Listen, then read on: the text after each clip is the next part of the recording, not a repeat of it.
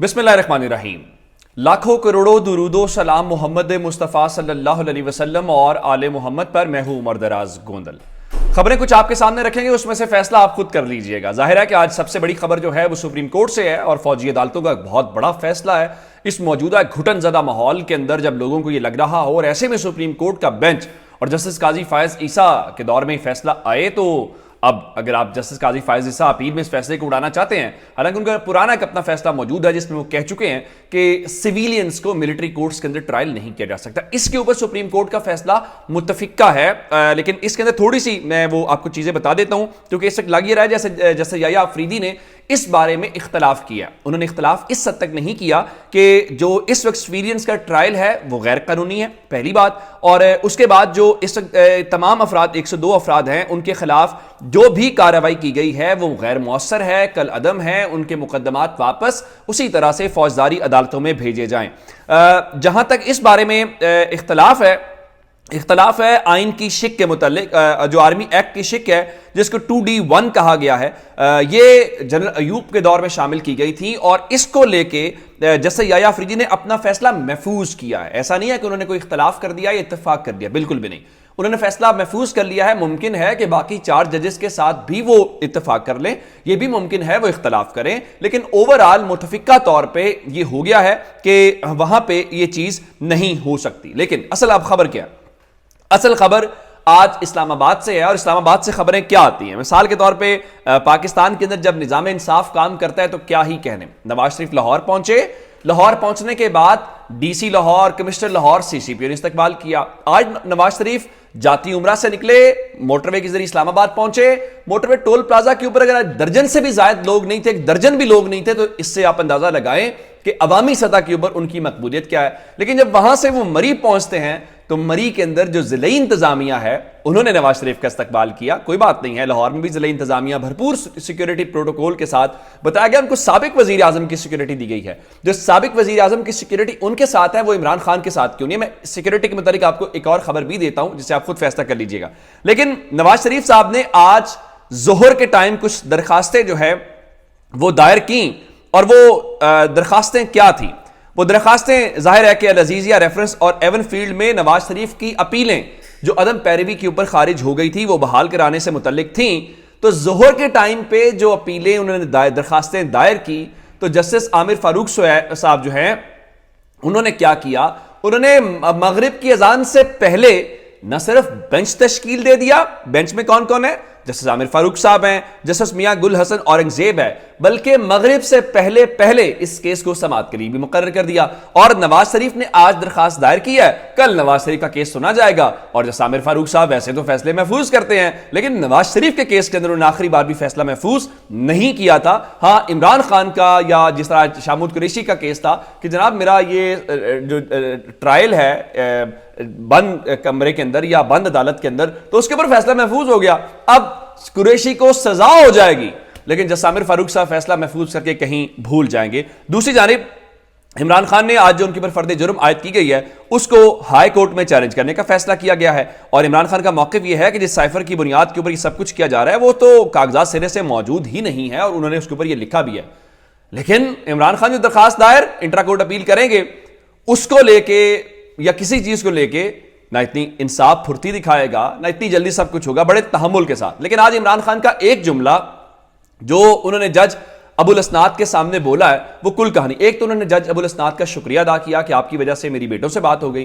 फिर वो साइकिल वाला मामला है तो जरा लाइटर नोट में बातें, उन्होंने कहा जगह कम है वरना आपके लिए स्विमिंग पूल बना देते। फिर कुरैशी साहब ने कहा जी मुझे चारपाई चाहिए सोने के लिए, चारपाई मिल गई है, उनका जी मिल गई है। लेकिन इमरान खान ने जो आज सिक्सर मारा वो कोर्ट के अंदर आए, उनको आज फिर उसी पिंजरे के जो वो है उसके अंदर कुरैशी साहब को उनको लाया गया, तो उन्हें जज साहब को मुबारकबाद देंगे, जैसा मुबारक हो कौम का मंडेला वापस आ गया है। तो जाहिर है इसके ऊपर जज साहब मुस्कुरा ही सकते थे और वो मुस्कुराए ही, और इसके अलावा वो और कुछ कर भी नहीं सकते थे और वो कोई कॉमेंट भी उन्होंने पास नहीं किया। अच्छा, अब ये जो वजीर आजम की सिक्योरिटी है और दूसरी जानिब ये सारा कुछ है, इमरान खान को कल इलेक्शन कमीशन ऑफ पाकिस्तान ने तलब कर रखा है तौहीन इलेक्शन कमीशन के अंदर। और इलेक्शन कमीशन एक आईनी बॉडी है, एक आईनी इदारा है, जैसे सुप्रीम कोर्ट है, जैसे पार्लियामेंट है, उसकी एक आईनी हैसियत है। आपको अंदाजा है कि इस वक्त आज वो जो अनवारुल हक काकड़ आज प्रेस कॉन्फ्रेंस कर रहे थे اور اس پریس کانفرنس میں لگ رہا تھا کہ جیسے کوئی نون لیگ کا رہنما بیٹھا ہوا, اس سے سوال ہوا, علینا شگری نے سوال کیا لیول پلینگ فیلڈ کا, تو وہ 2018 کے الیکشن کی باتیں کر رہے تھے, جنوبی پنجاب کے محاذ کی بات کر رہے تھے, اور کہہ رہے تھے کہ کسی ایک جماعت کو جو ہے وہ مخصوص جماعت کو جتوانے کا نام جو ہے وہ اگر لیول پلینگ فیلڈ ہے تو وہ تو کسی جماعت کو نہیں دیا سکتا. نہیں جناب, لیول پلینگ فیلڈ کا کیا مطلب ہے؟ آپ بالکل نون لیگ کے ساتھ جو ہو رہا ہے, یہ جو ان کے لیے ریڈ کارپٹ آپ بچھا رہے ہیں وہ بالکل بچھائیں. اور رہی بات کہ جنوبی پنجاب محاذ کہاں تھا اور یہ بلوچستان عوامی پارٹی, بتائیں نا کس نے بنائی, آپ تو تھے اس میں, آپ بتائیں قوم کو. آپ اس کی جسٹیفیکیشن کیوں دیتے ہیں؟ آپ اس کی ایکچوئل جو پوزیشن ہے وہ لائیں. ایک انہوں نے اور گڑبڑ جو آج کی ہے وہ بہت خطرناک ہے آنے والے دنوں کے اندر. ان کا عدالت کسی کے الیکشن میں حصہ لینے پہ پابندی لگا دے تو تسلیم کرنا ہوگا. اس کا مطلب بڑا واضح ہے, اس کا مطلب بڑا واضح یہ ہے کہ آئندہ دنوں کے اندر ظاہر ہے کسی کے اوپر پابندی آپ نے کس کے اوپر لگانی ہے؟ تحریک انصاف کے اوپر, عمران خان کے اوپر, اس کے اوپر تو باقی تو سب اتحادی ہیں. کوئی نواز شریف کے اوپر یا تحریک نون لیگ کے اوپر پابندی لگانے کی ہمت کر سکتا ہے؟ کر کے تو دکھائیں ذرا. اچھا, آپ کوئی پیپلز پارٹی کے اوپر کر سکتا ہے, کسی اور کے اوپر کر سکتا ہے؟ جی عمران خان کا جرم بہت بڑا ہے. آرمی چیف کے طیارے کے ہائی جیکنگ کا کیس بھی تو تھا, سپریم کورٹ کے اوپر حملے کا کیس بھی تو تھا. پیپلز پارٹی کی بات کرتے ہیں تو کیا طیارے اس وقت نہیں کیے گئے تھے؟ والذوالفقار کیا تھی؟ یعنی کسی جماعت کا عسکری ونگ جو تھا, تحریک انصاف کا کوئی عسکری ونگ تھا. یہ ماضی کی ایک تاریخ ہے, یہ چیزیں ہوتی ہیں جو کہ ایک سائیکل ہے, وہ گھومتا ہے. تو پاکستان کے اندر فی الحال وہ سائیکل جو ہے. لیکن خیر سیکیورٹی والی بات کے اوپر عمران خان کو کل الیکشن کمیشن نے بلا رکھا ہے. آپ کل بڑا دلچسپ منظر ہوگا کیونکہ نواز شریف نے کل عدالتوں کے سامنے سرنڈر کرنا ہے اور وہ سارا کچھ تو اپنی جگہ کے اوپر ہوگا ہی ہوگا. اور جیسا عامر فاروق صاحب جو ہیں انہوں نے ان کے کیسز بھی لگا دیے ہیں. یہ الگ بات ہے کہ سسٹم تو نواز شریف کے سارے شگن بھی پورے کر رہا ہے, ان کے لاڈ بھی دیکھ رہا ہے. اب اگر گیلپ سروے یہ کہہ رہا ہے کہ 65% لوگوں نے نواز شریف کی تقریر نہیں سنی تو اس میں میرا قصور تو نہیں ہے.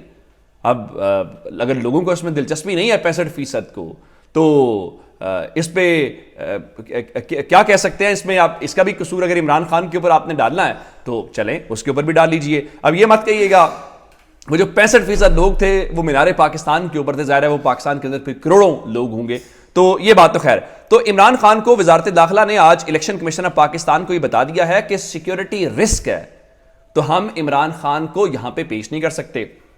عمران خان یہی تو کہتے تھے سیکیورٹی رسک ہے, اور آپ کہتے تھے عدالت میں آئیں, ویل چیئر کے اوپر آئیں, ویل چیئر کے اوپر عمران خان آئے اور آپ نے گرفتار ان کو کیا.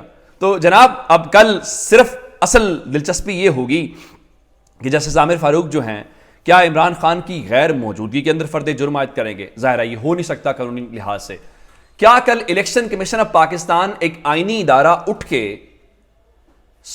جائے گا, اڈیالہ جیل جائے گا؟ یہ بھی دلچسپ منظر ہوگا.